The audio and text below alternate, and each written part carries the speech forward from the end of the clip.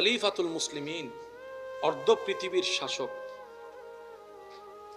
হযরত ওমর ফারুক রাদিয়াল্লাহু তাআলা দরবারে একজন ব্যক্তি আসামিকে টেনে টেনে উপস্থিত করছে।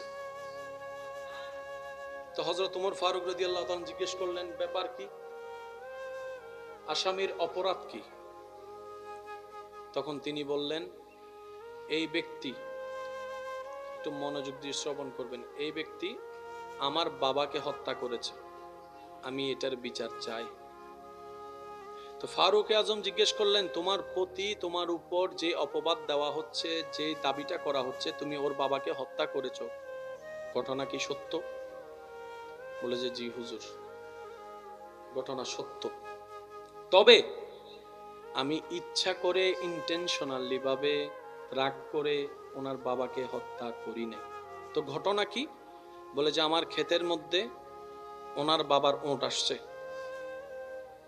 ওঁট ক্ষেতের মধ্যে যখন খাবার শুরু করেছে, আমি ধাওয়া দেওয়ার চেষ্টা করেছি, সে যায় নাই। আমার এই ক্ষেত ছাড়া আর কিছু নাই, আমার পরিবারকে খাওয়াবো।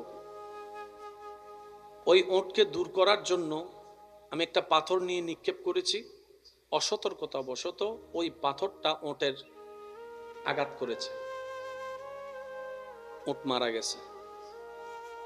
ওঁট যেহেতু মারা গেছে, ওঁটের মালিকের মাথা, বলেন না, ওঁটের মালিকের মাথা স্বাভাবিক, কারণ ওঁটের মালিক বলে যে এটা ছাড়া তো আমার আর কিছু নাই, ওনার ক্ষেত ছাড়া কিছু নাই, ওনার ওঁট ছাড়া।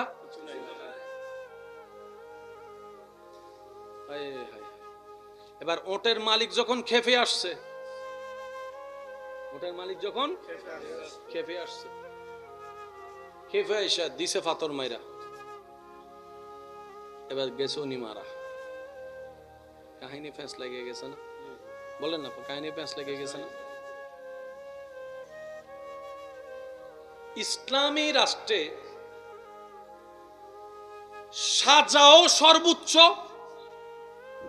মায়াও সর্বোচ্চ। এই জিনিসটা একটু অনুমতি দিলে আমি বলার চেষ্টা করব, আপনারা একটু বোঝার চেষ্টা করবেন, জীবনে কাজে লাগানোর চেষ্টা করবেন। ইসলামী সংবিধানে সাজাও সর্বোচ্চ আছে, মায়াও সর্বোচ্চ আছে। ইসলাম বলছে তুমি অপরাধ করিও না, পিটাবো তোমাকে।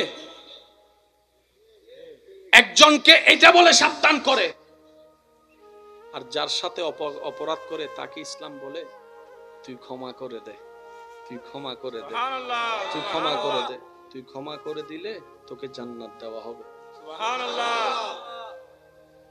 বিষয়টাকে একটু বোঝার চেষ্টা করি। একজনকে বলছে তুই অপরাধ করিস না, মাইর আছে মাইর। এখন সে অপরাধ করেই ফেলছে, মাপ চাইতেছে। ইসলাম প্রথমে ওরে বলে যে তুই মাপ চা, মাপ চাইলে কেউ ছোট হয় না, মাপ চাইলে বড় হয়, তুই মাপ চা, তুই মাপ চা, তুই মাপ চা। এবার যার উপর অন্যায় হয়েছে তার একটা রাগ ক্ষোভ আছে না, মাফ না করার একটা ক্ষোভ আছে না, তখন তাকে ইসলাম বলে যে মাফ করে দে, মাফ করে দে, তুই এটারে মাফ কর, আল্লাহ তোকে মাফ করবে, ওকে মাফ কর, আল্লাহ তোকে মাফ করবে। দোনো দিকের ব্যালেন্স ইসলাম রক্ষা করেছে। বলেন তো এই ধর্মের নাম কি? ইসলাম। জোরে বলেন, এই ধর্মের নাম কি? ইসলাম। মনে রাখবেন আমার ঈমানি ভাইয়েরা, প্রতিশোধ নেওয়ার চাইতে ক্ষমা করে দেওয়ার শান্তিটাই অনন্তকালের চরম শান্তি, বেশি শান্তি।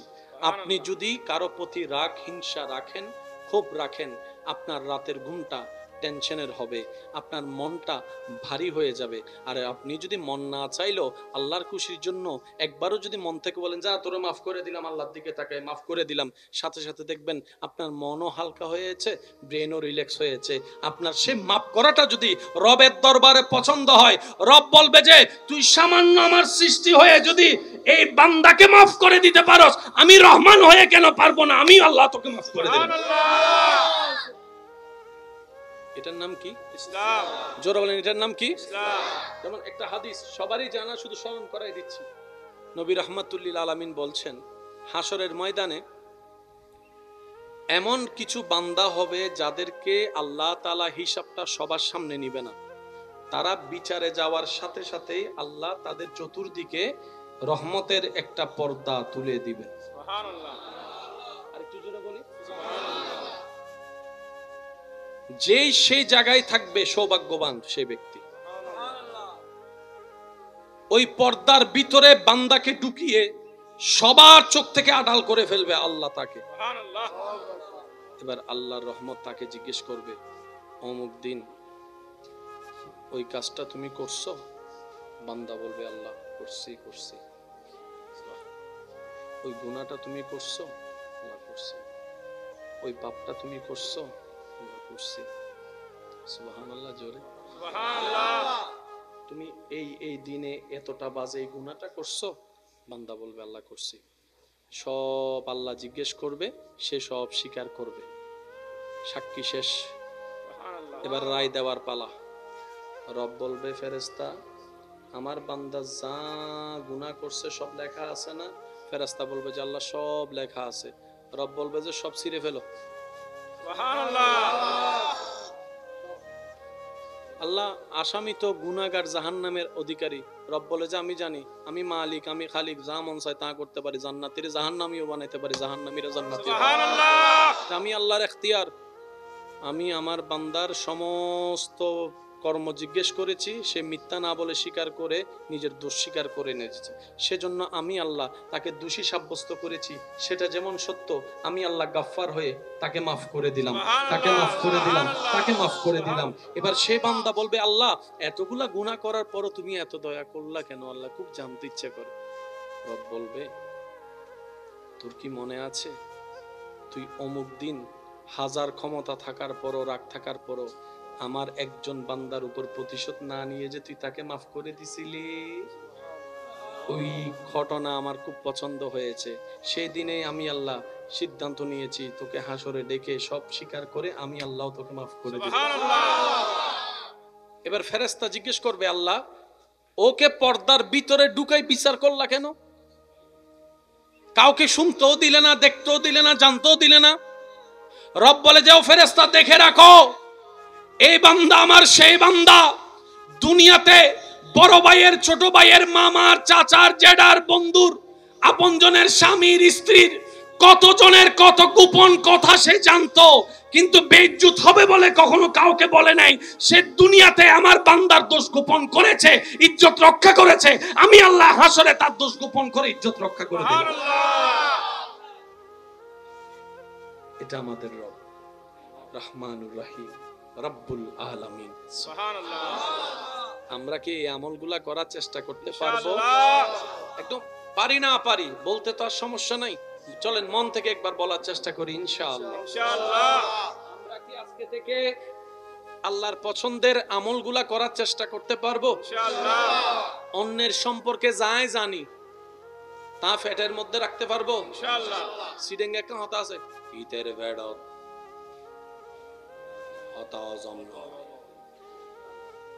হয় না, অনারান্ডা হয় না। সিডাং হইলে হইবু দেরি, সিডাং হইলে হইবু দেরি।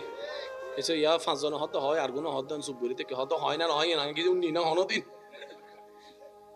ইতের ফেরত হত হজম, তার মানে কি but but but but but but but পাঁচজন হঠাৎ বইলে শেষ।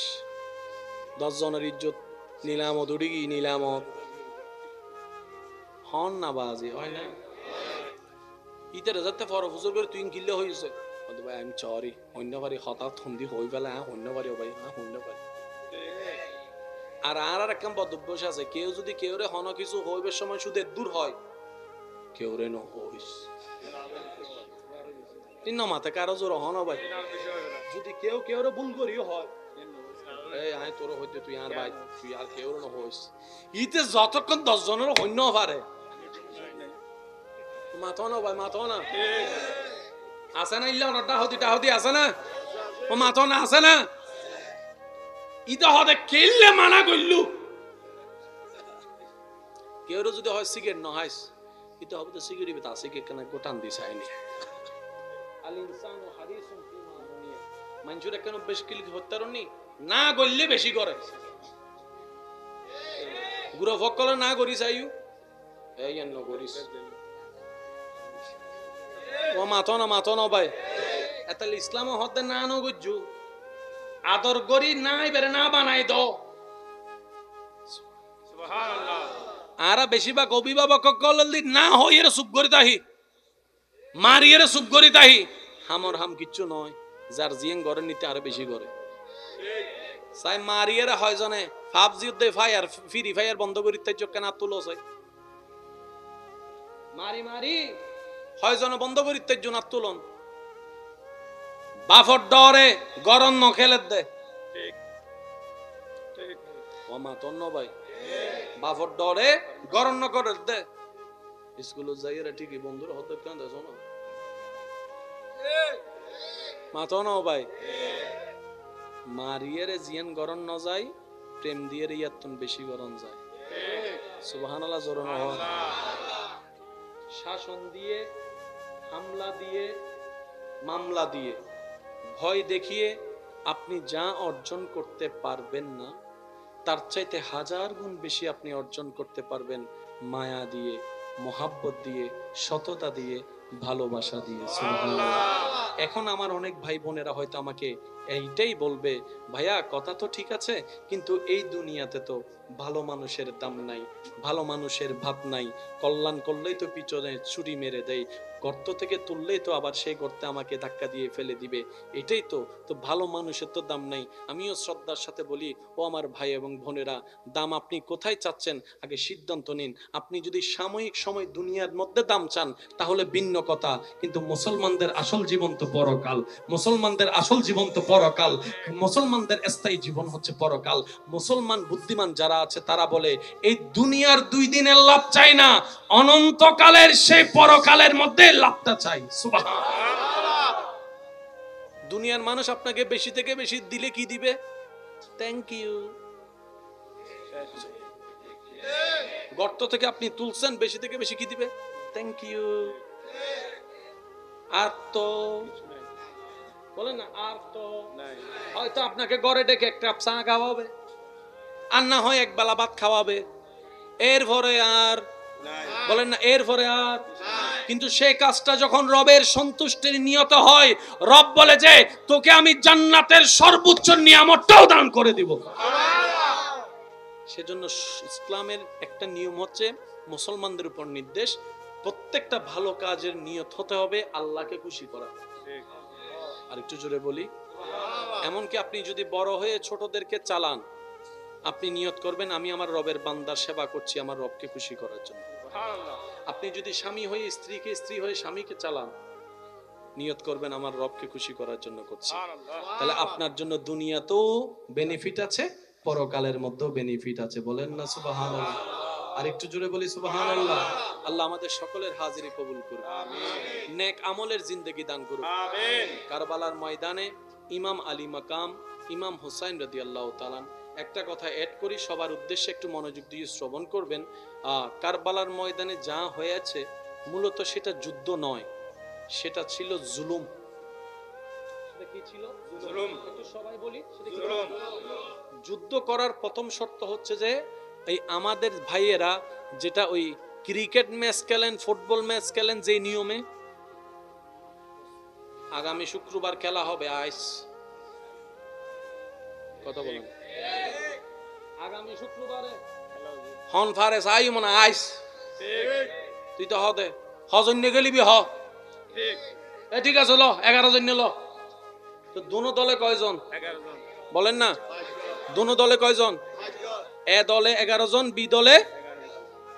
দলও নির্দিষ্ট, ব্যক্তিও নির্দিষ্ট, জায়গাও নির্দিষ্ট, বারও নির্দিষ্ট, এলাকাও নির্দিষ্ট, সময়ও নির্দিষ্ট। তোই হল যুদ্ধ। তুই কি জোরহন না ভাই, তুই কি? আচ্ছা, খেলা হাইতো যেদিন নে গিয়ুন, কিংবা এলাকা এলাকা মারামারি যেদিন না আছে, এদিন নে গরতুন বউরে লগিয়ুন না, মাইয়ারে লই যাবেন না। মাইয়া যদি মারা যাইতো চাই, আব্বা আই অনল যাইম দে, নমাতিস বই থাক বই থাক বই থাক, নলরিস, ঠিক মরলে আমি মরজুম দে, তুই তো মর। কোন বাবা কি যুদ্ধের মধ্যে সন্তান নিয়ে যাবে ছোট বাচ্চা? আর কারবালার মধ্যে 6 মাসের আলী আসগর, 6 মাসের আলী আসগর। এটা যুদ্ধ ছিল না, এটা জুলুম ছিল, এটা জুলুম ছিল, এটা জুলুম ছিল। এটা জুলুম ছিল। ইমাম আলী মাকাম ইমাম হুসাইন যুদ্ধের জন্য যায় নাই, কারণ যুদ্ধটা কখনো শান্তি বয়ে আনে না। ইমাম আলী মাকাম যুদ্ধের জন্য যায় নাই, উনি গিয়েছেন দাওয়াতের মেহমান হয়ে। তাই তো ঘরের পরিবারের মহিলাদেরকেও সাথে নিয়েছেন, ছোট বাচ্চা আলী আসগরকেও সাথে নিয়েছেন। উনি যুদ্ধের জন্য যায় নাই।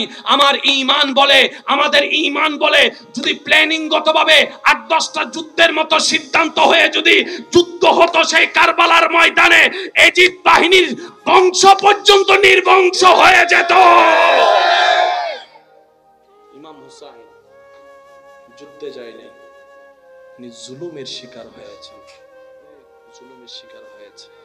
আল্লাহ আমাদের সবাইকে একটু বুঝার তৌফিক দান করুন।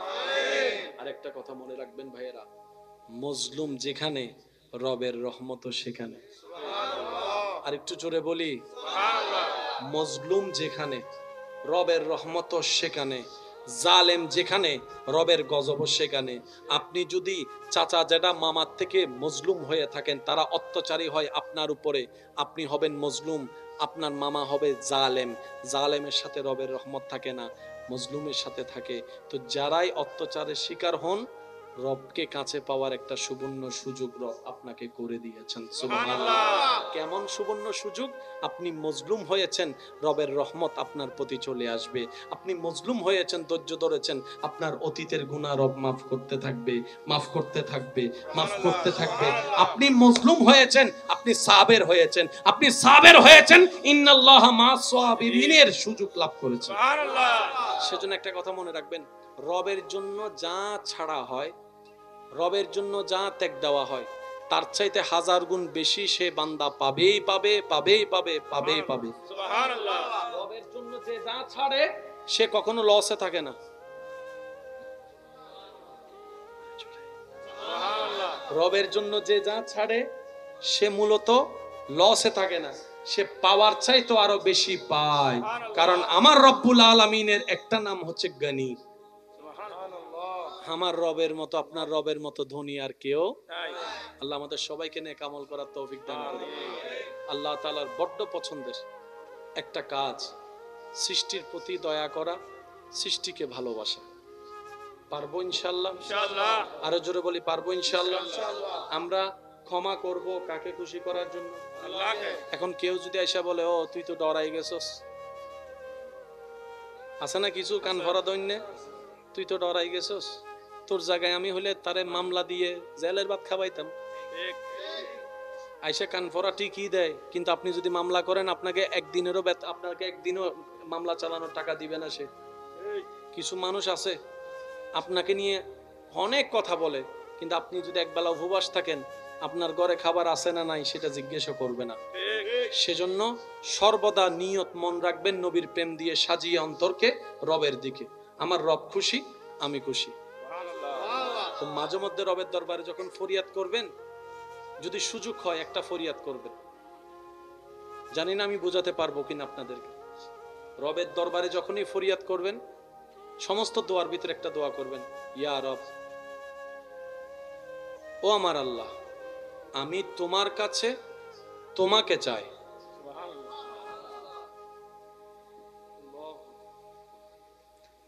আমি তোমার কাছে তোমাকে চাই। আবার বলছে, একটু খেয়াল করুন, ইয়া রব, আমি তোমার কাছে তোমাকে চাই। এবার অন্য দোয়াগুলোকে একটু মাথায় রাখেন।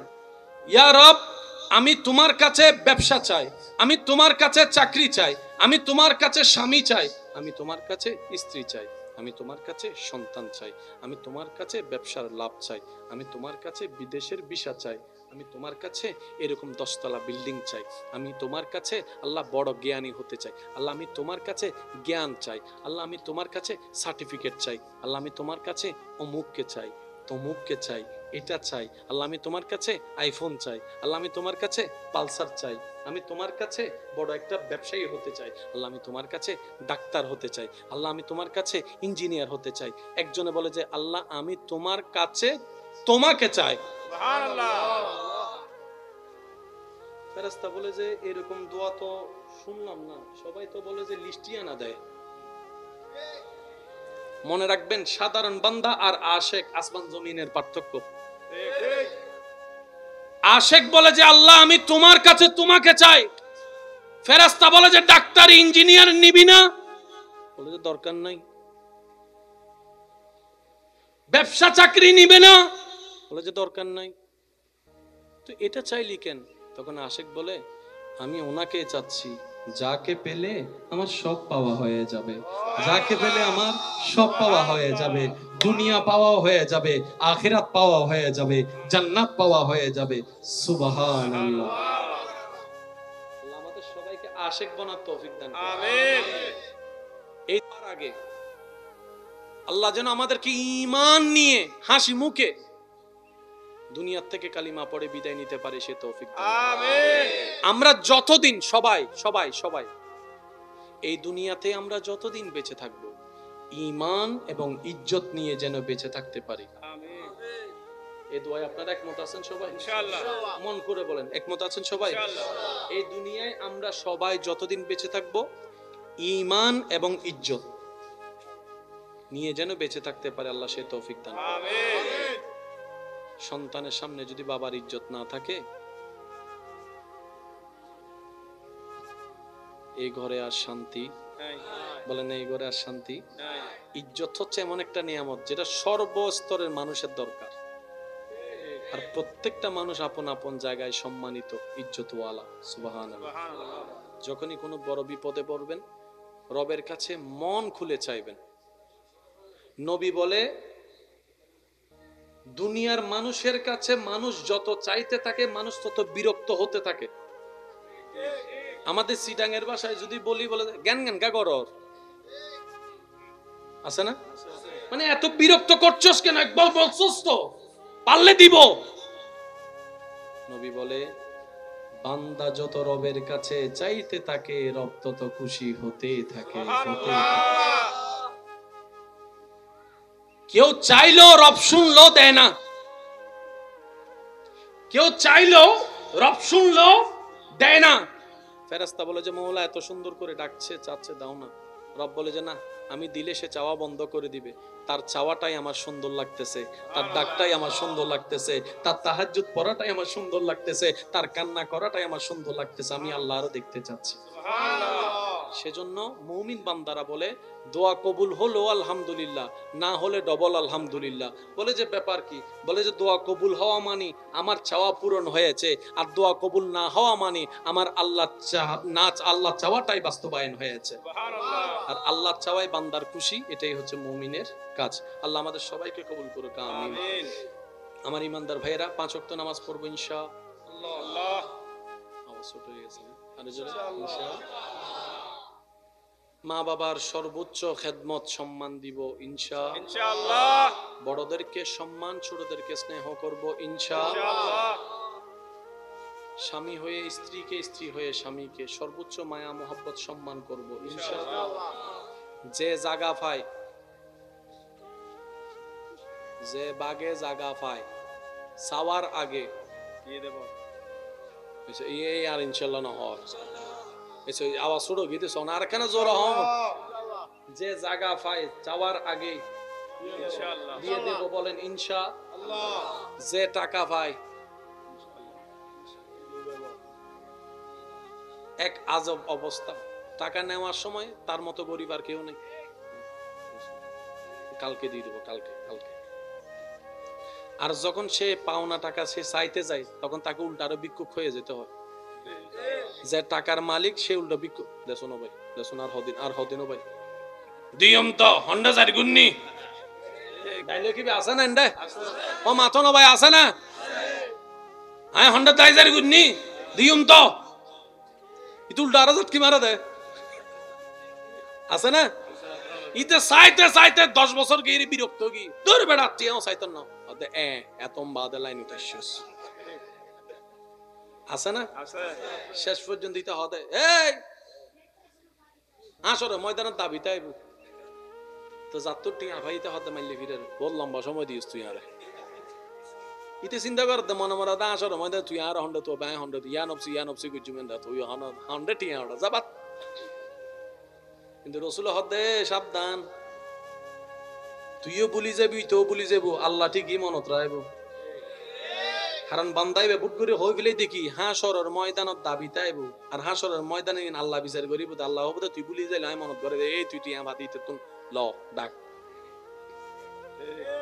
এবার বান্দাইবে যাতে ফেরেশতা গ্রেফতার করি আনিব, আল্লাহ আর এই সপ্তাহে এজু শুরু নয়, আর কিন্তু বহুত পরে এখন কিলে ডাকু ওদি তেরি সব চলত দে ইদরে সিনস না।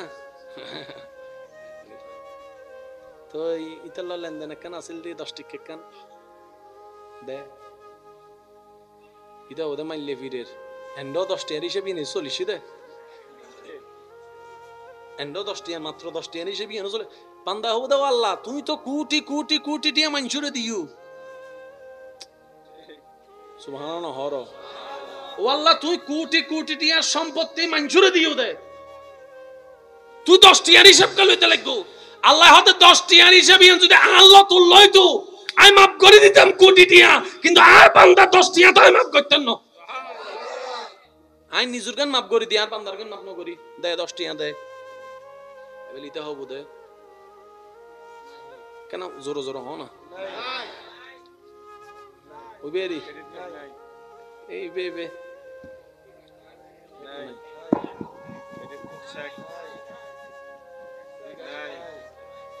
আল্লাহ কেনে দিতাম 10 টিয়া কেনে দিতাম আল্লাহ দিন আই না জানে তোরা তোরা বুঝ এবেলিতে যাই রে হবো ভাইয়ে কিন্তু বুঝে ফানলার কথা ইয়া উইতে যায় 10 টিয়া ফাইতো উইতে যায় ভাইয়ে মাফ করে দিয়েছে না এটা হবে না তোরা হইলাম না আসলে ময়দানে লই আমি বুঝি না বাড়িতে আসলে ইয়ান যাত্রা বড় লম্বা হয়ে যাব কাহিনী মাথা না ভাই। তবে এন্ডা তো 10 টিয়া নাই, এটিএম কার্ডও নাই, বিকাশ কি নগদ টগদ ফগদ কিচ্ছু নাই, এখন কেন করতাম আমি না জানি 10 টিয়া তুই আরে কেন বুঝ দিবি দেয় তুই তো হবে আচ্ছা হাসগো না তো কিছু নাই গিয়া আছে ওই 300 রোজা আছে উন লবিনি মাফ করিবি নি হ 300 দিয়া দিও রোজা দিও মাফ করি দে এটা হবে ঠিক আছে তুই 300 দেয় নি আর 2 টিয়া মাফ বুঝু। কারণ হাসরের ময়দানে কি টিয়া দরহান না সব দরহাত ইয়া ফিরি ফিরি 300 রোজা সব জগত দছ আল্লাহ কেন বাঁচার সুবহানাল্লাহ। ইতা হবো তো মাইলে ফিরে লেনদেন তার জীবন ন করি হারান আদালত দিলে গোস হইলে গোস সাবাই হইলে কিছু করিতে তেমন তো গোস কামুল হাকিমিন চাইতে কি বিচার তিতা হবো আচ্ছা ঠিক আছে আমি তখন টাকা ফুজি হলত ফুললে তো বাগো মেয়েও হম পরে বুঝছো না মাথায় ঠিক না তিতা হবো আচ্ছা ঠিক আছে ল 300 ল 2 টিয়া মাপ কর বাকি আছে হতো তিতা হবো বদ্দা তুই দুও অজ আছে হবো দুয়া আসলো আর মাপ করি দে 8 টিয়া কারণ দুয়া আজ গই তা তো 14 লাখ টাকা কি হিন্দু বুঝে ভালো দুয়া আজ গই তা তো হতো কি 14 লাখ তুই আর 14 লাখ টাকা তুই ল তুই আর 8 টিয়া মাপ কর এটা হবে দে সুযোগে এইবে তো সুযোগে হাত ছাড়া করেন না তুই আর কি কর 14 লাখ টাকা নজ দে নি আমি তোরে যা 3 টিয়া মাপ বললাম এবার ইল্লে করতে করতে 10 টিয়া আইতে বুঝাই দিতে দিতে দেব তো শেষ পর্যন্ত তো নামাজও নাই রোজাও নাই হজও নাই যাকাতও নাই বেগিন জিরো তো ইতে হও দাও মাইলে ফিরে 10 টিয়া এদিন লস তো যারা তুন টিয়া হাই যারা আটিয়া নলইউ তুমি বুঝা অনতুন যদি কেউ টিয়া ভাই হাগ হইয়া নহর ও জোর হ না সিডি গকলার জোর হ ন তুই আইবে হারন ইন সারা এতদিন চললু তো ন চল ভানলার আল্লাহ ওইছে রে কিনা হুজুর হন আল্লাহ কে ওইছে রে কিনা চিকিৎসার খরচ দিই না ন দে আল্লাহ গছ চলাই না ন চলাই কারণ বিল দিই না বেগিন দিতে টিয়া সারা চললু তো আগো রাখবো ইতে দিতে আইলে হবে আর 2 দিন রাখছো না হাসরত লইয়ে বলে ইতে যদি সালা কয় ওর হবো দে ও বাদ দোয়াও চাই মাফও চাই ল তুই রাখ ওয়ার জোর হনা ঠিক না মনে রাখবেন আমার ইমানদার ভাইয়েরা রব্বুল আলামিন নামাজ মাফ করতে পারে রোজা মাফ করতে পারে হজ মাফ করতে পারে যাকাত মাফ করতে পারে হকুল্লাহ যা আছে সব আল্লাহ মাফ করতে পারে আল্লাহ পাক বলে হকুল ইবাদ আমার বান্দার হক সম্পৃক্ত কোন বিষয় আমার বান্দা যতক্ষণ মাফ না করবে আমি রব মাফ করব না, আমি রবকে মাফ করব না। আমার বান্দা খুশি তো আমি রব খুশি হয়ে যাব। সেজন্য হকুল্লাহ যত ইম্পর্টেন্ট, হকুল ইবাদ তার চাইতে আরো বড় ইম্পর্টেন্ট রাখে। কারণ আল্লাহর কাছে মাপ পাওয়া যত সহজ, বান্দার কাছে মাপ পাওয়া নয়। মনে থাকবে ইনশাআল্লাহ, জোরে মনে থাকবে ইনশাআল্লাহ। এবার আপনি যদি বলেন যে আমি বড় ভাই ছোট ভাই দিছি, একটা সমস্যা কি, যেটা আমার ছোট ভাই, কিন্তু আপনার ছোট ভাই ঠিক আছে, কিন্তু বান্দাটা তো আল্লাহ। জোরে বলেন। যদি আপনার বোনের জায়গা থাকে, বোন তো বিবাহ করে চলে গেল, আপনি যদি বলেন বোনের কি দরকার এখানে, আপনি বলতে পারেন কারণ আপনি বড় ভাই, কিন্তু আপনি রবের বান্দার উপর হুকুম দেখানোর আপনার অধিকার নাই, কারণ আপনার বোনটা আপনার বোন হয়েছে পরে, রবের বান্দা হয়েছে আগে। সেজন্য বুদ্ধিমানরা কি করে জানেন, কোন একটা কিছু হলে মানুষের হকের ব্যাপারে বলে যে তাড়াতাড়ি মিটিং ডাক, মিটিং ডেকে যার যা পাওয়ার দেয়। এবার আপনি যদি ভাই হয়ে বোনকে যদি আবদার করেও বলেন, বোন রে তোর শ্বশুর বাড়ি বাংলাদেশের শেষ সীমা নাই, তুই বোন তো এখানে এসে কিছু করতে পারবি না, আমাদের ঘরটাও ছোট, তোর জায়গাটা দিলে তোর বাচ্চাদের জন্য আমি একটা রুম বাড়াইতে পারবো। এবার আলোচনা করে বলেন, ভালোবাসা বলে বলেন, কোন শর্ত দিয়ে বলেন। এবার বোন যদি বলে যে ঠিক আছে তুমি ব্যবহার করো, কিন্তু আমি লিখে দাও, যখন আমার দরকার হবে, আমার ছেলেদের দরকার হবে, এটা ছেড়ে দিতে হবে। আলোচনা হয়ে গেল, হকটাও হয়ে গেল, ব্যবহারও হয়ে গেল। আর বেশিরভাগ ক্ষেত্রে বোনেরা কখনো সেই জায়গাগুলা নিয়ে যায় না, কারণ বোনরা ভাইদের পাওয়া দেখলে আরো বেশি খুশি হয়ে যায়। সুবহানাল্লাহ। যাদের বাবা নাই এমন কোন বোন থাকলে আপনি বড় ভাই হয়ে সেটা আপনি দায়িত্ব পালন করার চেষ্টা করবেন, আপনি খোঁজ খবর নেওয়ার চেষ্টা করবেন। সবসময় দেওয়াটাই সম্পর্ক সুন্দর করে না, সপ্তাহে একবার শুধু ফোন করে বলেন ও বোন কেমন আছোস, দেখবেন যে দিল বড় হয়ে গেছে। কথা বলেন ঠিক কিনা, আরো জোরে বলেন ঠিক কিনা। যে যাই বলুক আপনারটা আপনি করে যাবেন, আওয়াজ দিয়ে বলতে হবে, কারো আওয়াজ যেন ছোট না হয়। কাকে খুশি করার জন্য, কাকে খুশি করার জন্য, আল্লাহ খুশি, সব খুশি। সুবহানাল্লাহ। জঙ্গলে বাঘ আছে, হাতি, বড় বড় সিংহ প্রাণী, সাগরে মাছ, কোন প্রাণীকে খাবার নিয়ে টেনশন করতে দেখছেন? না। রাস্তার কুকুরকে কখনো আজিয়ে কি হাইয়ু, আপনি সন্তান হওয়ার পরে সন্তানকে ফেলে দেন নাকি বুকে নেন? একটু জোরে বলেন। বুকে নেন। সন্তান যতদিন নিজে নিজে প্রস্রাব পায়খানা পরিষ্কার করতে পারে না, অন্তত ততদিন পর্যন্ত মা বাপে শোয়া উঠা গোসল টোসল সব। কিন্তু একটা ছাগলকে দেখেন বাচ্চা হওয়ার পরে ফেলে দিছে দৌড়। আচ্ছা এখানে সাঁতার কে কে পারেন? হাত তোলেন। সাঁতার, সাঁতার সবাই পারে না,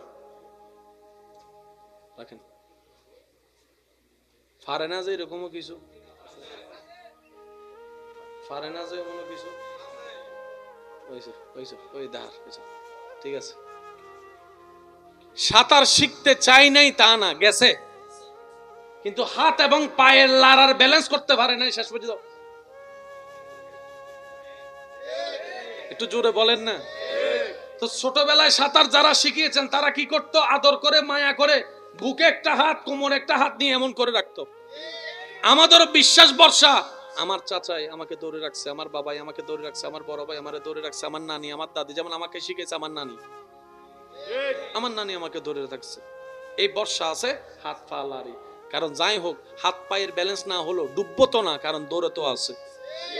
একদিন দুই দিন তিন দিন যাওয়ার পরে যখন মুরব্বিটা দেখে, বাবা চাচা যখন দেখে সে হাত পা ব্যালেন্স করে নামতে পারতেছে, কখন জানি হাতটা আস্তে করে সরাই দিছে, আমরা বুঝতেও পারি নাই। আমাদের বিশ্বাস হচ্ছে দৌড়ে তো আছে, দৌড়ে তো আছে, উনি হাত ছেড়ে দিছে। কিছুক্ষণ পরে যখন দেখতেছি উনি ওখানে দাঁড়ায় আছে, আমি এখানে চলে আসছি, যখনই বুঝতে পারছি যে হাত নাই, তখনই দেখবেন যে ডুবে যাওয়া শুরু। আমি একটু জিনিসটা আপনাদের খেদমতে আরজ করতে চাচ্ছি, একটু খেয়াল করবেন। হাত কিন্তু 2 মিনিট আগেও ছিল না, ডুবি নাই। হাত কিন্তু নানির হাত 2 মিনিট আগেও ছিল না, কিন্তু ডুবি নাই। কিন্তু যখনই ব্রেনে বুঝতে পেরেছি নানির হাত নাই, তখনই ডুবা শুরু। ওই বিশ্বাস এমন একটা বড় জিনিস। আপনি যখন বিশ্বাস করবেন আমার আল্লাহ আমার সাথে আছে, তার মানে আছে। আপনি যখন বিশ্বাস করবেন আমার এই কঠিন মুহূর্তে আমার কেউ সাপোর্ট দেনেওয়ালা নাই, আমার রব আমার সাথে আছে, আমার রব আমাকে সাহায্য করবে, আপনার সেই বিশ্বাসে আপনার কাছে সাহায্য আসবেই আসবে। বিশ্বাস বড় জিনিস। তো সাঁতার যারা জানেন তারা ডুবে যাওয়ার তেমন টেনশন বলেন না। নদীতে যান আর সাগরে যান, কথা বলেন ঠিক কিনা? এখানে একটা নিয়ম জেনে রাখা দরকার, নদীতে সাগরে স্রোতের বিপরীতে পানির সাথে যুদ্ধ করে যারাই সাঁতরাতে চায় তারাই বেশিরভাগ ডুবে যাবে। তো তখন বুদ্ধিমানের কাজ কি? বলে যে তুই সাঁতরাইলে অত কুল কিনারা খুঁজে পাবি না, সাঁতরানোর দরকার নাই, কারণ কিছুক্ষণ পরে তুই টায়ার্ড হয়ে যাবি। তো টায়ার্ড হলে তোর ব্রেন অকেজো হওয়া শুরু করবে, তোর শরীর পানির সাথে যুদ্ধ করে পারবে না। তো একটা বুদ্ধিমানের কাজ কর, সেটা কি? মরা মাইনচুন না নাত ফা হারি দে, পানি এজিকে লই যায়। কথা বলেন ঠিক কিনা?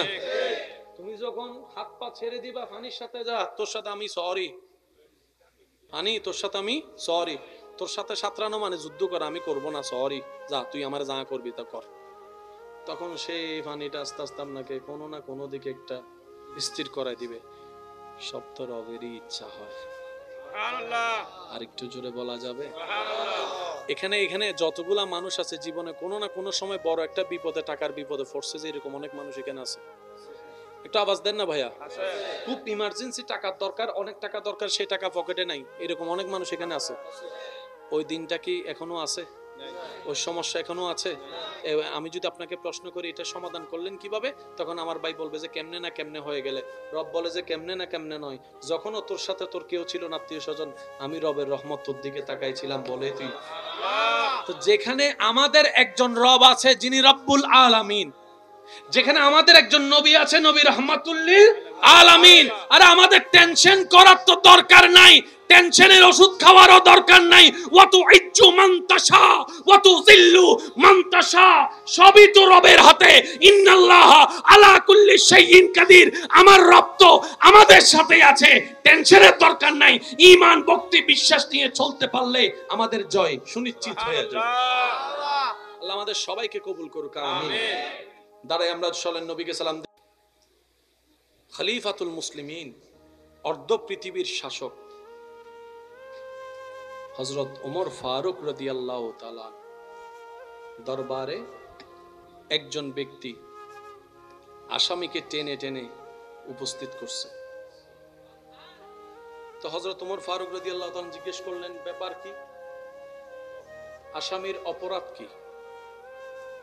তখন তিনি বললেন, এই ব্যক্তি, একটু মনোযোগ দিয়ে শ্রবণ করবেন, এই ব্যক্তি আমার বাবাকে হত্যা করেছে, আমি এটার বিচার চাই। তো ফারুক আজম জিজ্ঞেস করলেন, তোমার প্রতি, তোমার উপর যে অপবাদ দেওয়া হচ্ছে, যে দাবিটা করা হচ্ছে, তুমি ওর বাবাকে হত্যা করেছো, ঘটনা কি সত্য? বলে যে জি হুজুর, ঘটনা সত্য, তবে আমি ইচ্ছা করে ইন্টেনশনালি ভাবে রাগ করে ওনার বাবাকে হত্যা করি না। তো ঘটনা কি? বলে যে আমার ক্ষেতের মধ্যে ওনার বাবার ওঁট আসছে, ওঁট ক্ষেতের মধ্যে যখন খাবার শুরু করেছে, আমি ধাওয়া দেওয়ার চেষ্টা করেছি, সে যায় নাই। আমার এই ক্ষেত ছাড়া আর কিছু নাই, আমার পরিবারকে খাওয়াবো। ওই ওঁটকে দূর করার জন্য আমি একটা পাথর নিয়ে নিক্ষেপ করেছি, অসতর্কতা বশত ওই পাথরটা ওঁটের আঘাত করেছে, ওঁট মারা গেছে। ওঁট যেহেতু মারা গেছে, ওঁটের মালিকের মাথা, বলেন না, ওঁটের মালিকের মাথা স্বাভাবিক, কারণ ওঁটের মালিক বলে যে এটা ছাড়া তো আমার আর কিছু নাই, ওনার ক্ষেত ছাড়া কিছু নাই, ওনার ওঁট ছাড়া।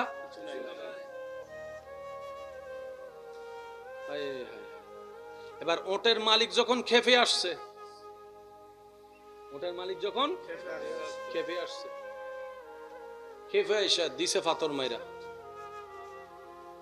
এবার গেছে উনি মারা। কাহিনী ফ্যাঁস লেগে গেছে না? বলেন না, কাহিনী ফ্যাঁস লেগে গেছে না? ইসলামী রাষ্ট্রে সাজাও সর্বোচ্চ, মায়াও সর্বোচ্চ। এই জিনিসটা একটু অনুমতি দিলে আমি বলার চেষ্টা করব, আপনারা একটু বোঝার চেষ্টা করবেন, জীবনে কাজে লাগানোর চেষ্টা করবেন। ইসলামী সংবিধানে সাজাও সর্বোচ্চ আছে, মায়াও সর্বোচ্চ আছে। ইসলাম বলছে তুমি অপরাধ করিও না, পিটাবো তোমাকে। একজনকে এটা বলে সাবধান করে, আর যার সাথে অপরাধ করে তাকে ইসলাম বলে তুই ক্ষমা করে দে, তুই ক্ষমা করে দে, তুই ক্ষমা করে দে, তুই ক্ষমা করে দিলে তোকে জান্নাত দেওয়া হবে। বিষয়টাকে একটু বোঝার চেষ্টা করি। একজনকে বলছে তুই অপরাধ করিস না, মাইর আছে মাইর। এখন সে অপরাধ করেই ফেলছে, মাপ চাইতেছে। ইসলাম প্রথমে ওরে বলে যে তুই মাপ চা, মাপ চাইলে কেউ ছোট হয় না, মাপ চাইলে বড় হয়। তুই মাপ চা, তুই মাপ চা, তুই মাপ চা। এবার যার উপর অন্যায় হয়েছে তার একটা রাগ ক্ষোভ আছে না, মাফ না করার একটা ক্ষোভ আছে না, তখন তাকে ইসলাম বলে যে মাফ করে দে, মাফ করে দে, তুই এটারে মাফ কর, আল্লাহ তোকে মাফ করবে, তুই ওকে মাফ কর, আল্লাহ তোকে মাফ করবে। দোনো দিকের ব্যালেন্স ইসলাম রক্ষা করেছে। বলেন তো এই ধর্মের নাম কি? ইসলাম। জোরে বলেন এই ধর্মের নাম কি? ইসলাম। মনে রাখবেন আমার ঈমানি ভাইয়েরা, প্রতিশোধ নেওয়ার চাইতে ক্ষমা করে দেওয়ার শান্তিটাই অনন্তকালের চরম শান্তি, বেশি শান্তি।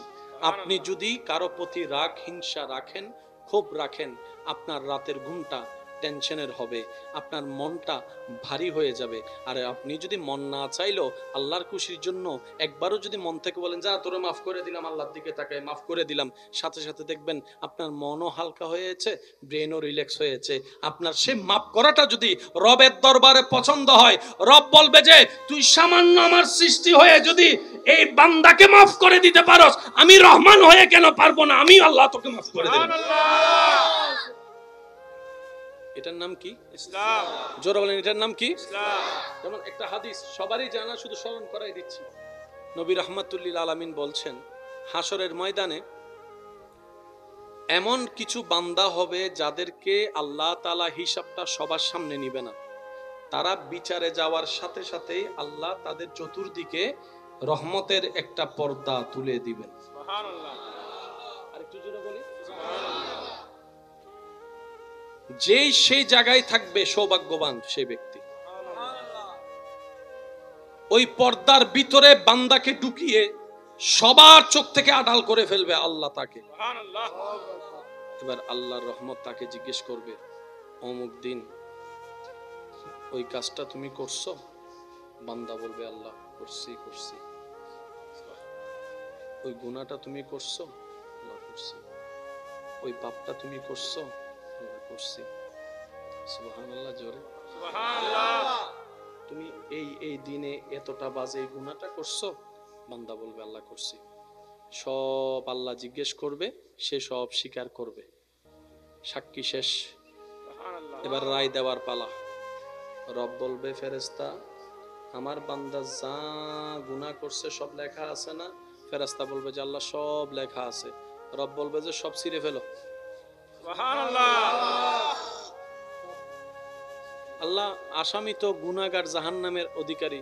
রব বলে যে আমি জানি, আমি মালিক, আমি খালিক, যা মন চায় তা করতে পারি। জান্নাতীরে জাহান্নামীও বানাইতে পারি, জাহান্নামীরা জান্নাতী। সুবহানাল্লাহ। আমি আল্লাহর এখতিয়ার। আমি আমার বান্দার সমস্ত কর্ম জিজ্ঞেস করেছি, সে মিথ্যা না বলে স্বীকার করে নিজের দোষ স্বীকার করে নিয়েছে। সেজন্য আমি আল্লাহ তাকে দোষী সাব্যস্ত করেছি। সেটা যেমন সত্য, আমি আল্লাহ গাফফার হয়ে তাকে মাফ করে দিলাম, তাকে মাফ করে দিলাম, তাকে মাফ করে দিলাম। এবার সে বান্দা বলবে আল্লাহ এতগুলা গুনাহ করার পরও তুমি এত দয়া করলা কেন? আল্লাহ খুব জানতে ইচ্ছা করে। রব বলবে তোর কি মনে আছে তুই অমুক দিন হাজার ক্ষমতা থাকার পরও, রাগ থাকার পরও আমার একজন বান্দার উপর প্রতিশোধ না নিয়ে যে তুই তাকে মাফ করে দিছিলি? ওই ঘটনা আমার খুব পছন্দ হয়েছে। সেই দিনে আমি আল্লাহ সিদ্ধান্ত নিয়েছি তোকে হাসরে ডেকে সব স্বীকার করে আমি আল্লাহ তোকে মাফ করে দিই। এবার ফেরেশতা জিজ্ঞেস করবে আল্লাহ ওকে পর্দার ভিতরে ঢুকাই বিচার করলা কেন? কাউকে শুনতেও দিলে না, দেখতেও দিলে না, জানতেও দিলে না। রব বলে যাও ফেরেশতা দেখে রাখো, এই বান্দা আমার সেই বান্দা, দুনিয়াতে বড় ভাইয়ের, ছোট ভাইয়ের, মামার, চাচার, জেডার, বন্ধুর, আপনজনের, স্বামীর, স্ত্রীর কতজনের কত গোপন কথা সে জানতো, কিন্তু বেইজ্জত হবে বলে কখনো কাউকে বলে নাই। সে দুনিয়াতে আমার বান্দার দোষ গোপন করেছে, ইজ্জত রক্ষা করেছে। আমি আল্লাহ হাসরে তার দোষ গোপন করে ইজ্জত রক্ষা করে দেব। এটা আমাদের রব রহমানুর রহিম, রব্বুল আলামিন। সুবহানাল্লাহ। আমরা কি এই আমলগুলা করার চেষ্টা করতে পারবো? একদম পারি না পারি বলতে তো আর সমস্যা নাই, চলেন মন থেকে একবার বলার চেষ্টা করি ইনশাআল্লাহ। ইনশাআল্লাহ আমরা কি আজকে থেকে আল্লাহর পছন্দের আমলগুলা করার চেষ্টা করতে পারবো? ইনশাআল্লাহ। অন্যের সম্পর্কে যাই জানি তা পেটের মধ্যে রাখতে পারবো? ইনশাআল্লাহ। সিডেং একটা কথা আছে, ইতের ভেড়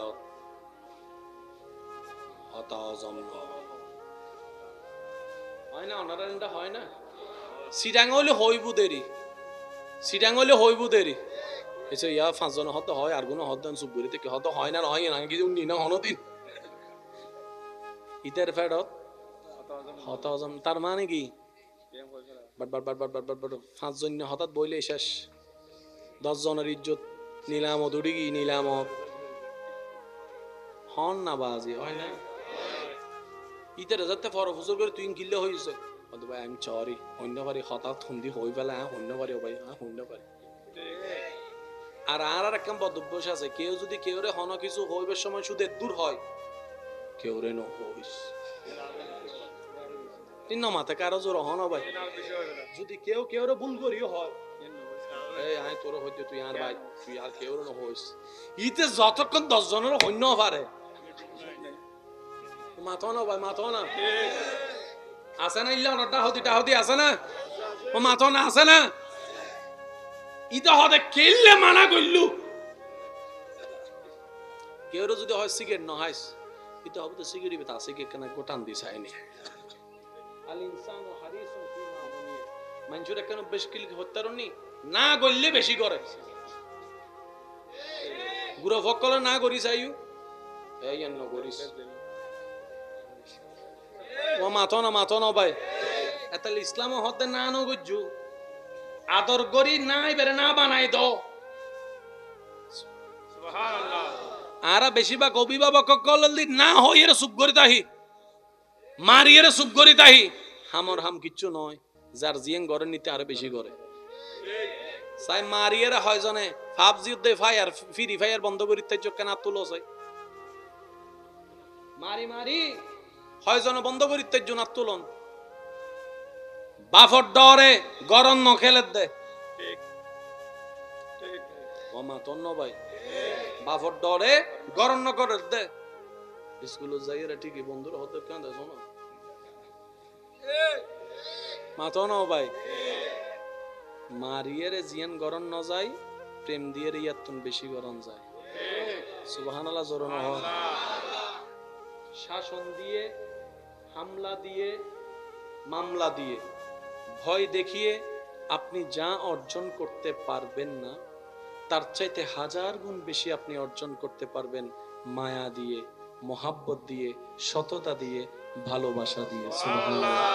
এখন আমার অনেক ভাই বোনেরা হয়তো আমাকে এইটাই বলবে, ভাইয়া কথা তো ঠিক আছে, কিন্তু এই দুনিয়াতে তো ভালো মানুষের দাম নাই, ভালো মানুষের ভাব নাই, কল্যাণ করলেই তো পিছনে ছুরি মেরে দেয়, গর্ত থেকে তুললেই তো আবার সেই গর্তে আমাকে ধাক্কা দিয়ে ফেলে দিবে, এটাই তো তো ভালো মানুষের তো দাম নাই।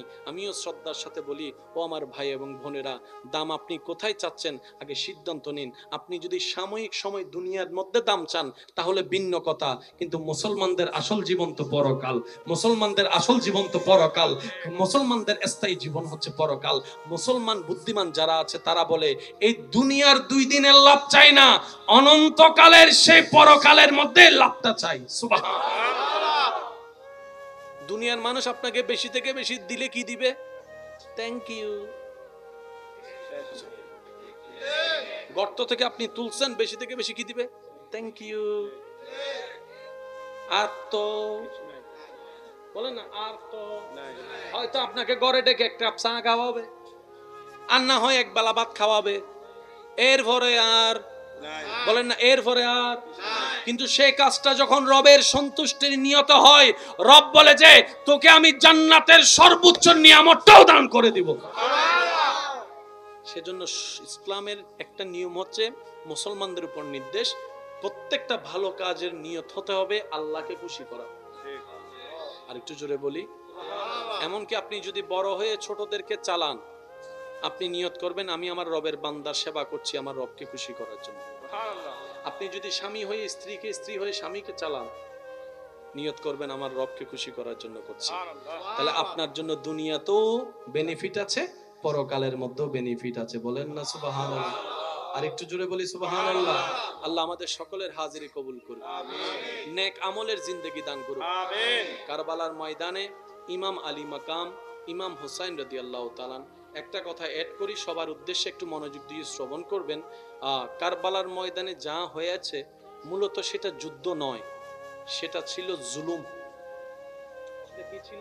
জুলুম। একটু সবাই বলি, জুলুম। যুদ্ধ করার প্রথম শর্ত হচ্ছে যে এই আমাদের ভাইয়েরা যেটা ওই ক্রিকেট ম্যাচ খেলেন, ফুটবল ম্যাচ খেলেন যে নিয়মে, আগামী শুক্রবার খেলা হবে আইস,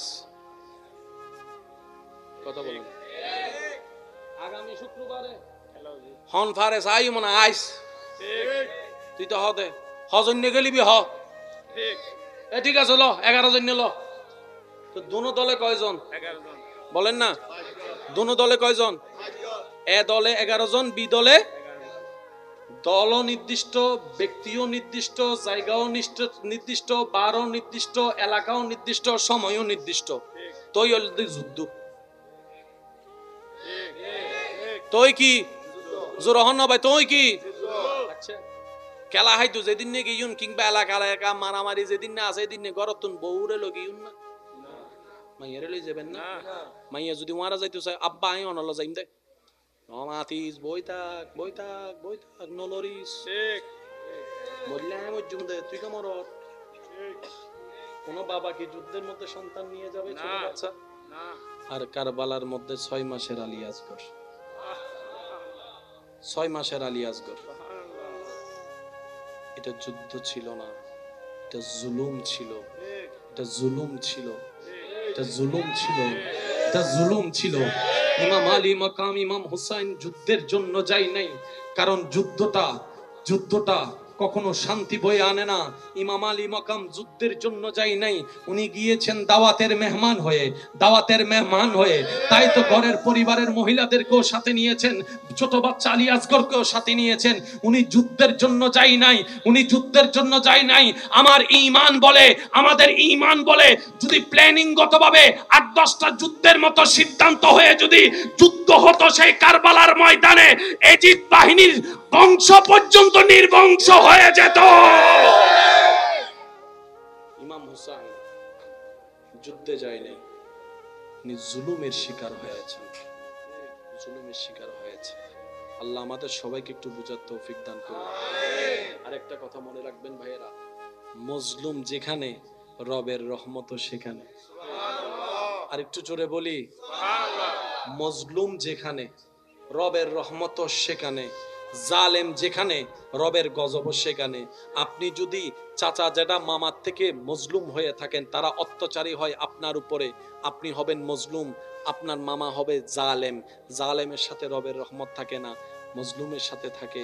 তো যারাই অত্যাচারের শিকার হন, রবকে কাছে পাওয়ার একটা সুবর্ণ সুযোগ রব আপনাকে করে দিয়েছেন। সুবহানাল্লাহ। কেমন সুবর্ণ সুযোগ? আপনি মজলুম হয়েছেন, রবের রহমত আপনার প্রতি চলে আসবে। আপনি মজলুম হয়েছেন, ধৈর্য ধরেছেন, আপনার অতীতের গুনাহ রব মাফ করতে থাকবে, মাফ করতে থাকবে, মাফ করতে থাকবে। আপনি মজলুম হয়েছেন, আপনি সাবের হয়েছেন, আপনি সাবের হয়েছেন, ইন্নাল্লাহা মা'আস সাবিরিনের সুযোগ লাভ করেছেন। সুবহানাল্লাহ। সেজন্য একটা কথা মনে রাখবেন, রবের জন্য যা ছাড়া হয়, রবের জন্য যা ত্যাগ দেওয়া হয়, তার চাইতে 1000 গুণ বেশি সে বান্দা পাবেই পাবে, পাবেই পাবে, পাবেই পাবে। সুবহানাল্লাহ। রবের জন্য যে যা ছাড়ে সে কখনো লসে থাকে না। সুবহানাল্লাহ। রবের জন্য যে যা ছাড়ে সে মূলত লসে থাকে না। সে পাওয়ার চাইতে আরো বেশি পায়, কারণ আমার রব্বুল আলামিনের একটা নাম হচ্ছে গনি। আমার রবের মতো আপনার রবের মতো ধনী আর কেউ আল্লাহ আমাদের সবাইকে নেক আমল করার তৌফিক দান করুন।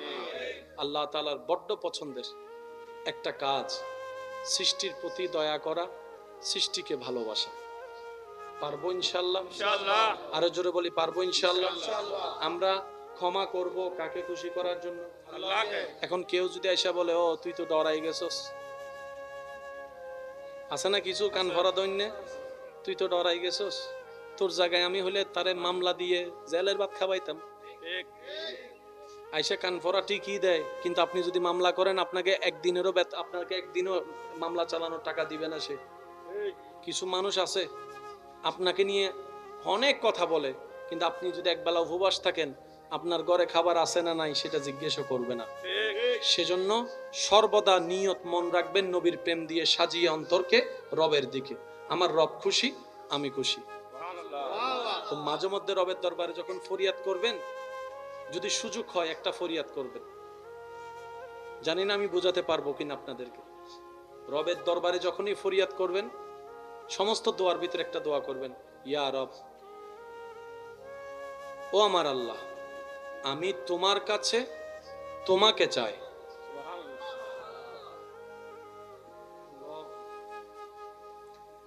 আমি তোমার কাছে তোমাকে চাই। আবার বলছে, একটু খেয়াল করুন, ইয়া রব, আমি তোমার কাছে তোমাকে চাই। এবার অন্য দোয়াগুলোকে একটু মাথায় রাখেন। ইয়া রব, আমি তোমার কাছে ব্যবসা চাই, আমি তোমার কাছে চাকরি চাই, আমি তোমার কাছে স্বামী চাই, আমি তোমার কাছে স্ত্রী চাই, আমি তোমার কাছে সন্তান চাই, আমি তোমার কাছে ব্যবসার লাভ চাই, আমি তোমার কাছে বিদেশের ভিসা চাই, আমি তোমার কাছে এরকম 10 তলা বিল্ডিং চাই, আমি তোমার কাছে আল্লাহ বড় জ্ঞানী হতে চাই, আল্লাহ আমি তোমার কাছে জ্ঞান চাই, আল্লাহ আমি তোমার কাছে সার্টিফিকেট চাই, আল্লাহ আমি তোমার কাছে অমুককে চাই, তমুককে চাই, এটা চাই, আল্লাহ আমি তোমার কাছে আইফোন চাই, আল্লাহ আমি তোমার কাছে পালসার চাই, আমি তোমার কাছে বড় একটা ব্যবসায়ী হতে চাই, আল্লাহ আমি তোমার কাছে ডাক্তার হতে চাই, আল্লাহ আমি তোমার কাছে ইঞ্জিনিয়ার হতে চাই। একজনে বলে যে আল্লাহ আমি তোমার কাছে তোমাকে চাই। সুবহানাল্লাহ। ফেরেশতা বলে যে এরকম দোয়া তো শুনলাম না, সবাই তো বলে যে লিস্টই আনা দেয়। মনে রাখবেন, সাধারণ বান্দা আর আশেক আসমান জমিনের পার্থক্য। আশেক বলে যে আল্লাহ আমি তোমার কাছে তোমাকে চাই, ফেরেশতা বলে যে ডাক্তার ইঞ্জিনিয়ার নিবি না, বলে যে দরকার নাই। ব্যবসা চাকরি নিবে না, বলে যে দরকার নাই। তো এটা চাইলি কেন? তখন আশেক বলে আমি ওনাকে চাচ্ছি যাকে পেলে আমার সব পাওয়া হয়ে যাবে, যাকে পেলে আমার সব পাওয়া হয়ে যাবে, দুনিয়া পাওয়া হয়ে যাবে, আখিরাত পাওয়া হয়ে যাবে, জান্নাত পাওয়া হয়ে যাবে। সুবহানাল্লাহ। আল্লাহ আমাদের সবাইকে আশেক বানার তৌফিক দান করুন। আমিন। এর আগে আল্লাহ যেন আমাদেরকে ঈমান নিয়ে হাসি মুখে দুনিয়ার থেকে কালিমা পড়ে বিদায় নিতে পারে, সে তৌফিক দান করুন। আমিন। আমরা যতদিন সবাই এই দুনিয়াতে আমরা যতদিন বেঁচে থাকবো, ঈমান এবং ইজ্জত নিয়ে যেন বেঁচে থাকতে পারি। আমিন। এই দোয়ায় আপনারা একমত আছেন সবাই? ইনশাআল্লাহ। মন করে বলেন, একমত আছেন সবাই? ইনশাআল্লাহ। এই দুনিয়ায় আমরা সবাই যতদিন বেঁচে থাকবো, ঈমান এবং ইজ্জত নিয়ে যেন বেঁচে থাকতে পারে, আল্লাহ সে তৌফিক দান করুন। আমিন। সন্তানের সামনে যদি বাবার ইজ্জত না থাকে, এই ঘরে আর শান্তি বলেন, এই ঘরে আর শান্তি। ইজ্জত হচ্ছে এমন একটা নিয়ামত যেটা সর্বস্তরের মানুষের দরকার, আর প্রত্যেকটা মানুষ আপন আপন জায়গায় সম্মানিত, ইজ্জতওয়ালা। সুবহানাল্লাহ। যখনই কোনো বড় বিপদে পড়বেন, রবের কাছে মন খুলে চাইবেন। নবী বলে দুনিয়ার মানুষের কাছে মানুষ যত চাইতে থাকে, মানুষ তত বিরক্ত হতে থাকে। আমাদের সিটাঙের ভাষায় যদি বলি, বলে জ্ঞান জ্ঞান গা গরর আছে না, মানে এত বিরক্ত করছস কেন, একবার বলছস তো পারলে দিব। নবী বলে বান্দা যত রবের কাছে চাইতে থাকে, রব তত খুশি হতে থাকে। কেউ চাইলো রব শুনলো দেয় না, কেউ চাইলো রব শুনলো দেয় না। ফেরেশতা বলে যে মওলা এত সুন্দর করে ডাকছে, চাচ্ছে, দাও না। রব বলে যে না, আমি দিলে সে চাওয়া বন্ধ করে দিবে। তার চাওয়াটাই আমার সুন্দর লাগতেছে, তার ডাকটাই আমার সুন্দর লাগতেছে, তার তাহাজ্জুদ পড়াটাই আমার সুন্দর লাগতেছে, তার কান্না করাটাই আমার সুন্দর লাগতেছে। আমি আল্লাহরও দেখতে চাচ্ছি। সেজন্য মুমিন বান্দারা বলে দোয়া কবুল হলো আলহামদুলিল্লাহ, না হলে ডবল আলহামদুলিল্লাহ। বলে যে ব্যাপার কি? বলে যে দোয়া কবুল হওয়া মানে আমার চাওয়া পূরণ হয়েছে, আর দোয়া কবুল না হওয়া মানে আমার আল্লাহ চাওয়াটাই বাস্তবায়ন হয়েছে। আর আল্লাহ চাওয়ায় বান্দার খুশি, এটাই হচ্ছে মুমিনের কাজ। আল্লাহ আমাদের সবাইকে কবুল করুক, আমিন। আমার ইমানদার ভাইয়েরা, 5 ওয়াক্ত নামাজ পড়বো ইনশাআল্লাহ। ছোট হয়ে গেছে, মা বাবার সর্বোচ্চ খেদমত সম্মান দিব ইনশাআল্লাহ। বড়দেরকে সম্মান, ছোটদেরকে স্নেহ করব ইনশাআল্লাহ। স্বামী হয়ে স্ত্রীকে, স্ত্রী হয়ে স্বামীকে সর্বোচ্চ মায়া মোহাব্বত সম্মান করব ইনশাআল্লাহ। যে জায়গা পায়, যে বাগে জায়গা পায় সাওয়ার আগে দিয়ে দেব, এই আর ইনশাআল্লাহ না হয়। আওয়াজ ছোট গীতে শোনা আর কেন জোর হম, যে জায়গা পায় চাওয়ার আগে দিয়ে দেব, বলেন ইনশাআল্লাহ। যে টাকা পায়, এক আজব অবস্থা, টাকা নেওয়ার সময় তার মতো গরিব আর কেউ নেই, কালকে দিয়ে দেবো, কালকে কালকে।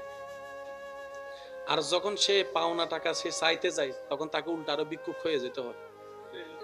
যে টাকার মালিক সে উল্টা ভিক্ষুক। দেখুন ভাই, দেখুন আর হদিন ভাই দিয়ম তো হন্ডা জারি গুন্নি ডাইলগ কি আছে না এন্ডা ও মাথন ভাই আছে না, হ্যাঁ হন্ডা দাই জারি গুন্নি দিয়ম তো ইতু উল্টা আরো ঝটকি মারা দেয়, আছে না? ইতে চাইতে চাইতে 10 বছর গিয়ে বিরক্ত গিয়ে দূর বেড়াচ্ছি চাইতেন না এতম বাদে লাইন উঠাইছিস, আছে না? শেষ পর্যন্ত দিতে হবে এই আসরে ময়দানের দাবিতে আইব তো যাত্তর টিয়া ভাইতে হতে মাইলে ফিরের বহুত লম্বা সময় দিস তুই আরে ইতে চিন্তা কর মনে মনে দা আসরে ময়দান তুই আর হন্ড তো বাই হন্ড ইয়া নপসি গুজুমেন্ডা তুই হন্ডে টিয়া ওটা যাবাত। কিন্তু রসুল হদে সাবধান, তুইও বলি যাবি তো বলি যাবো, আল্লাহ ঠিকই মনত রাখবো।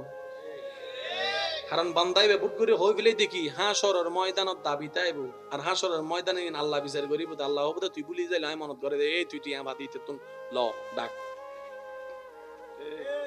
এবার বান্দাইবে যাতে ফেরেশতা গ্রেফতার করি আনিব, আল্লাহ আর হিসাব তো এজু শুরু নয়, আর কিন্তু বহুত পরে এখন কিলে ডাকু ইতের হিসাব চলত দে ইতেরে চিনস না তো ইতার লেনদেন একখান আসিল দিয়ে 10 টিকা একখান দে ইতা ওদের মাইলে ফিরের এন্ড 10 টিয়ার হিসেবে নিয়ে চলিস দে এন্ড 10 টিয়ার মাত্র 10 টিয়ার হিসেবে নিয়ে চলে পান্দা হবো দেও আল্লাহ তুই তো কোটি কোটি কোটি টিয়া মানুষরে দিও সুবহানাল্লাহ হর ও আল্লাহ তুই কোটি কোটি টিয়া সম্পত্তি মানুষরে দিও দে তুই 10 টিয়ার হিসাব কা লইতে লাগবো আল্লাহ হতে 10 টিয়ার হিসাবে যদি আল্লাহ তুই লইতো আমি মাফ করে দিতাম কোটি টিয়া, কিন্তু আর বান্দা 10 টিয়া তো আমি মাফ করতেন না, আই নিজের গান মাফ করে দি আর বান্দার গান মাফ না করি দে 10 টিয়া দে এবার লিতে হবো দে কেন জোরে জোরে হ না ওই বেরি এই বেবে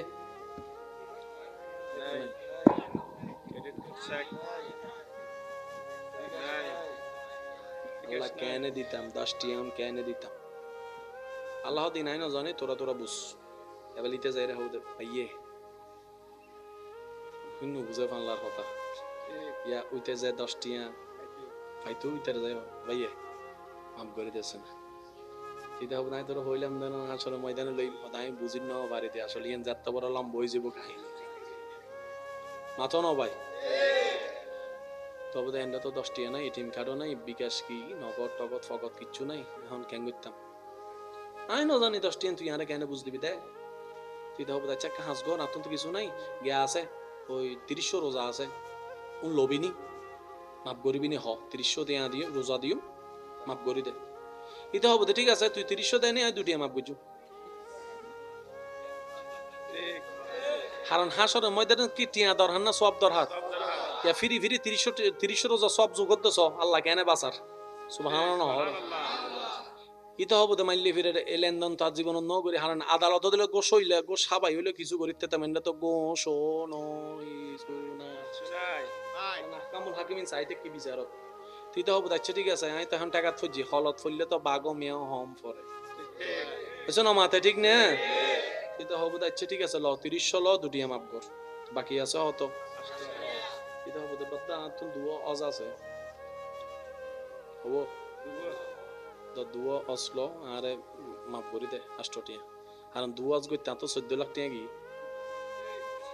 হিন্দু বুঝে ভালো তুই আর 14 লাখ টাকা তুই ল, তুই আর 8 টাকা মাফ কর। এটা হবো এই সুযোগে এইবে তো সুযোগে হাত ছাড়া করেন না। তুই আর কে কর 14 লাখ টাকা নজদে নি, আমি তোরে যা 3 টাকা মাফ বললাম। এবার ইল্লে করতে করতে 10 টাকা আই তোরে বুঝাই দিতে দিতে দেব তো শেষ পর্যন্ত তো নামাজও নাই, রোজাও নাই, হজও নাই, যাকাতও নাই, বেগিন জিরো। তো ইতে হও দাও মাইলে ফিরে 10 টাকা এদিন লস। তো যারা তুন টিয়া হাই যারা আটিয়া নলইউ অনতুন যদি কেউ টিয়া ভাই হাগ হইয়ে নহর হইয়ে ও জোর হ না সিডি গকল আর জোর হ ন তুইবে। কারণ ইন সারা এতদিন চললু তো ন চলো ভানলার আল্লাহ ওইসে রে কিনা হুজুর হন আল্লাহ কে ওইসে রে কিনা চিকিৎসার খরচ দিই না ন দে আল্লাহ, গছ চলাই না ন চলাই, কারণ বিল দিই না বেগিন দিতে টিয়া সারা চললু তো আগো রাখবো ইতে দিতে আইলে হবে আর 2 দিন রাখছো না হাসরত লইয়ে বলে। ইতে যদি সালাক হয় ওর হবে ও বাদ দোয়াও চাই মাফও চাই ল তুই রাখ ওয়ার জোর হনা ঠিক না? মনে রাখবেন আমার ইমানদার ভাইয়েরা, রব্বুল আলামিন নামাজ মাফ করতে পারে, রোজা মাফ করতে পারে, হজ মাফ করতে পারে, যাকাত মাফ করতে পারে, হকুল্লাহ যা আছে সব আল্লাহ মাফ করতে পারে। আল্লাহ পাক বলে হকুল ইবাদ, আমার বান্দার হক সম্পৃক্ত কোন বিষয় আমার বান্দা যতক্ষণ মাফ না করবে আমি রব মাফ করব না, আমি রবকে মাফ করব না। আমার বান্দা খুশি তো আমি রব খুশি হয়ে যাব। সেজন্য হকুল্লাহ যত ইম্পর্টেন্ট হকুল ইবাদ তার চাইতে আরো বড় ইম্পর্টেন্ট রাখে। কারণ আল্লাহর কাছে মাপ পাওয়া যত সহজ বান্দার কাছে মাপ পাওয়া মনে থাকবে ইনশাআল্লাহ, জোরে মনে থাকবে ইনশাআল্লাহ। এবার আপনি যদি বলেন যে আমি বড় ভাই ছোট ভাই দিছি একটা সমস্যা কি, যেটা আমার ছোট ভাই, কিন্তু আপনার ছোট ভাই ঠিক আছে কিন্তু বান্দাটা তো আল্লাহ। জোরে বলেন। যদি আপনার বোনের জায়গা থাকে, বোন তো বিবাহ করে চলে গেল, আপনি যদি বলেন বোনের কি দরকার এখানে, আপনি বলতে পারেন কারণ আপনি বড় ভাই, কিন্তু আপনি রবের বান্দার উপর হুকুম দেখানোর আপনার অধিকার নাই, কারণ আপনার বোনটা আপনার বোন হয়েছে পরে, রবের বান্দা হয়েছে আগে। সেজন্য বুদ্ধিমানরা কি করে জানেন, কোন একটা কিছু হলে মানুষের হকের ব্যাপারে বলে যে তাড়াতাড়ি মিটিং ডাক, মিটিং ডেকে যার যা পাওয়ার দেয়। এবার আপনি যদি ভাই হয়ে বোনকে যদি আবদার করেও বলেন বোন রে তোর শ্বশুর বাড়ি বাংলাদেশের শেষ সীমা নাই, তুই বোন তো এখানে এসে কিছু করতে পারবি না, আমাদের ঘরটাও ছোট, তোর জায়গাটা দিলে তোর বাচ্চাদের জন্য আমি একটা রুম বাড়াইতে পারবো। এবার আলোচনা করে বলেন, ভালোবাসা বলে বলেন, কোন শর্ত দিয়ে বলেন। এবার বোন যদি বলে যে ঠিক আছে তুমি ব্যবহার করো, কিন্তু আমি লিখে দাও যখন আমার দরকার হবে, আমার ছেলেদের দরকার হবে, এটা ছেড়ে দিতে হবে। আলোচনা হয়ে গেল, হকটাও হয়ে গেল, ব্যবহারও হয়ে গেল। আর বেশিরভাগ ক্ষেত্রে বোনেরা কখনো সেই জায়গাগুলো নিয়ে যায় না, কারণ বোনরা ভাইদের পাওয়া দেখলে আরো বেশি খুশি হয়ে যায়। সুবহানাল্লাহ। যাদের বাবা নাই এমন কোন বোন থাকলে আপনি বড় ভাই হয়ে সেটা আপনি দায়িত্ব পালন করার চেষ্টা করবেন, আপনি খোঁজ খবর নেওয়ার চেষ্টা করবেন। সবসময় দেওয়াটাই সম্পর্ক সুন্দর করে না, সপ্তাহে একবার শুধু ফোন করে বলেন ও বোন কেমন আছোস, দেখবেন যে দিল বড় হয়ে গেছে। কথা বলেন ঠিক কিনা? আরো জোরে বলেন ঠিক কিনা? যে যাই বলুক আপনারটা আপনি করে যাবেন, আওয়াজ দিয়ে বলতে হবে, কারো আওয়াজ যেন ছোট না হয়। কাকে খুশি করার জন্য? কাকে খুশি করার জন্য? আল্লাহ খুশি, সব খুশি। সুবহানাল্লাহ। জঙ্গলে বাঘ আছে, হাতি, বড় বড় সিংহ প্রাণী, সাগরে মাছ, কোন প্রাণীকে খাবার নিয়ে টেনশন করতে দেখছেন? রাস্তার কুকুরকে কখনো আজিয়ে কি হাইয়ু? আপনি সন্তান হওয়ার পরে সন্তানকে ফেলে দেন নাকি বুকে নেন? একটু জোরে বলেন। সন্তান যতদিন নিজে নিজে প্রস্রাব পায়খানা পরিষ্কার করতে পারে না, অন্তত ততদিন পর্যন্ত মা বাপে শোয়া উঠা গোসল টোসল সব। কিন্তু একটা ছাগলকে দেখেন বাচ্চা হওয়ার পরে ফেলে দিছে। আচ্ছা, এখানে সাঁতার কে কে পারেন? হাত তুলেন। সাঁতার, সাঁতার সবাই পারে না, রাখেন। পারে না যে এরকমও কিছু, পারে না যে এমনও কিছু, ওই দাঁড়, ঠিক আছে। সাঁতার শিখতে চাই নাই তা না, গেছে, কিন্তু হাত এবং পায়ের লাড়ার ব্যালেন্স করতে পারে নাই শেষ পর্যন্ত। একটু জোরে বলেন না। তো ছোটবেলায় সাঁতার যারা শিখিয়েছেন তারা কি করতো? আদর করে মায়া করে বুকে একটা হাত কোমরে একটা হাত নিয়ে এমন করে রাখতো। আমাদেরও বিশ্বাস ভরসা, আমার চাচাই আমাকে ধরে রাখছে, আমার বাবাই আমাকে ধরে রাখছে, আমার বড় ভাই আমারে ধরে রাখছে, আমার নানি আমার দাদি যেমন আমাকে শিখেছে, আমার নানি আমাকে ধরে রাখছে। এই বর্ষা আছে, হাত পা লাড়ি। কারণ যাই হোক, হাত পায়ের ব্যালেন্স না হলো ডুববো তো না, কারণ দৌড়ে তো আছে। একদিন, 2 দিন, 3 দিন যাওয়ার পরে যখন মুরব্বিটা দেখে, বাবা চাচা যখন দেখে সে হাত পা ব্যালেন্স করে লাফতে পারতেছে, কখন জানি হাতটা আস্তে করে সরাই দিছে, আমরা বুঝতেও পারি নাই।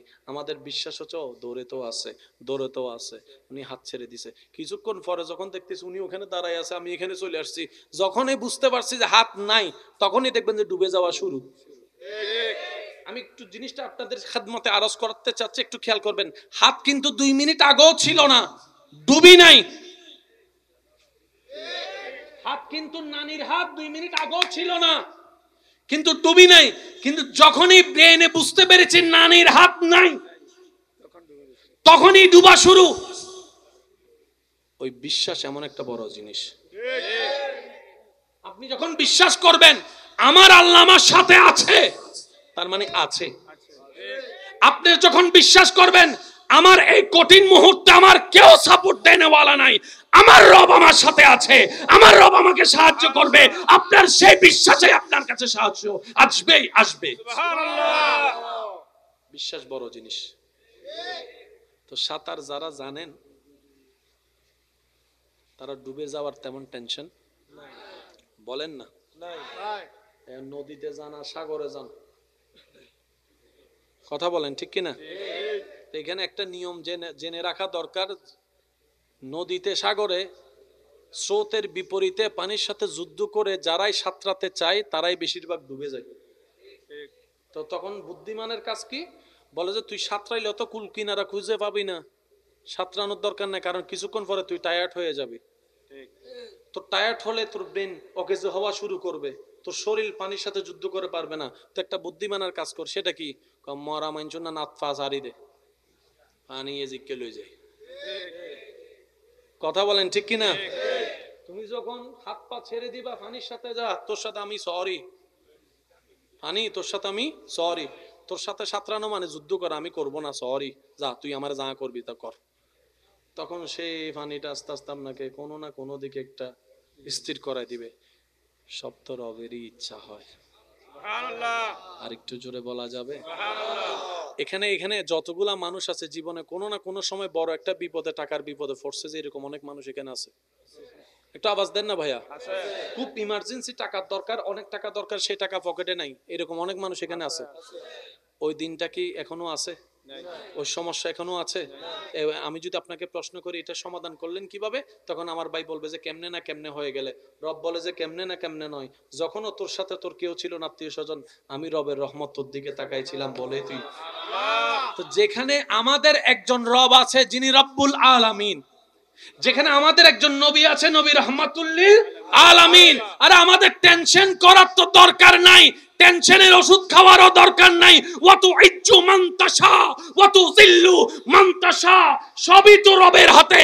ইন্নাল্লাহা আলা কুল্লি শাইইন কাদির, আমার রব তো আমাদের সাথে আছে, টেনশনের দরকার নাই।